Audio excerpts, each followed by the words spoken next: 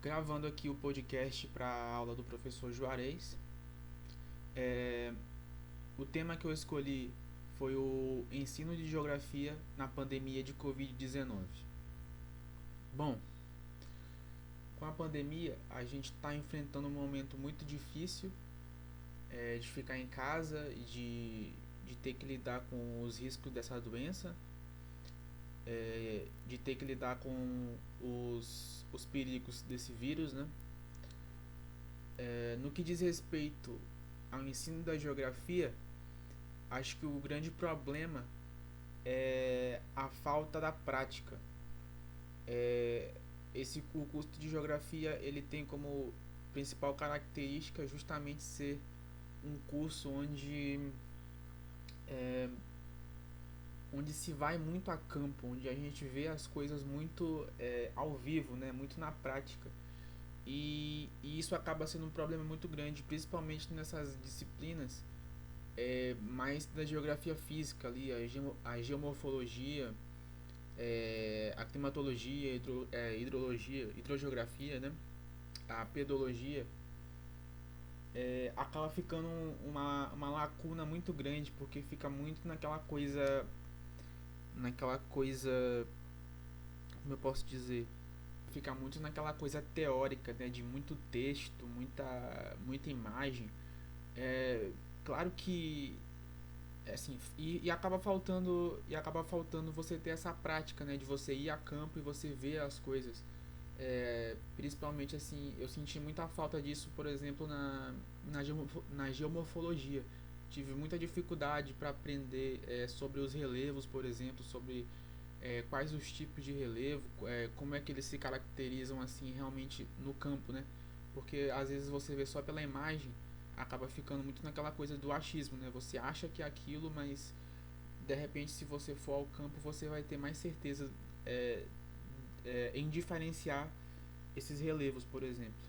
Um outro fator bastante dificultador do ensino da geografia é, acho que tem alguns professores que eles têm bastante aquela metodologia, né, de passar textos.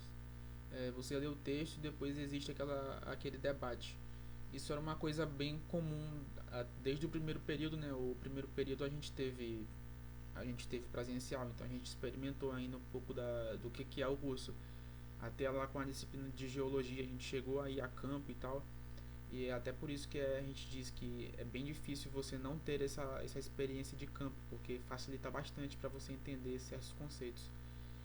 É, quanto a essa parte dos professores que trabalham muito com texto, acho que às vezes acaba ficando muito maçante você fazer isso por vídeo, porque acaba sendo uma coisa que dispersa bastante. Eu mesmo tenho um problema sério com concentração, é muito difícil para mim me concentrar.